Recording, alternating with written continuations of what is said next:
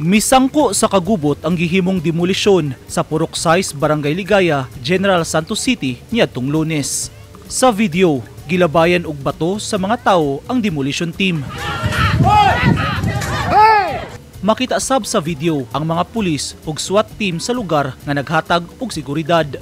Taod-taod gipahapa sa mga pulis kining usa ka lalaki nga giagak sa babaeng nakasuot og yelo nga sanina ug mihangyo pa sa mga pulis nga patindugon ang lalaki, samtang padayong ginaguba sa demolition team kining usa ka balay.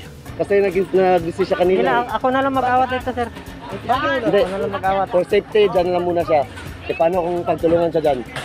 Nasaktan yung tao, sir. Oh. Search mo, upo ka lang dyan. Para safety mo yan. Gusto mo pagtulungan ka dyan. Sumala sa mga residente, kalit miabot sa lugar ang demolition team. Misway pa og hangyo ang mga residente nga dili i-demolish ang ilang mga balay. Apan nagmagahi ang demolition team ug nagpadayon sa ilang misyon nga gub-on ang mga balay nga gibana-banang hapit 50 ka mga bubong.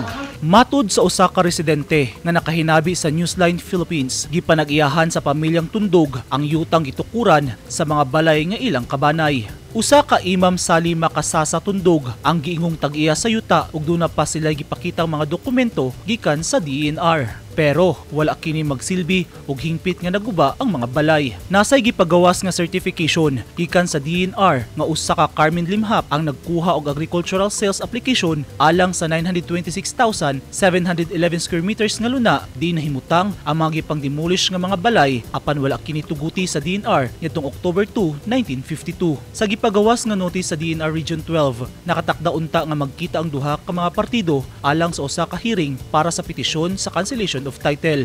Nagmalampuson ang demolisyon ug gikural ang luna nga giukupa sa mga tawo ug gibutangan og karatula nga Limhap property ang luna. Eugene Hinutan, Newsline Philippines. Stay safe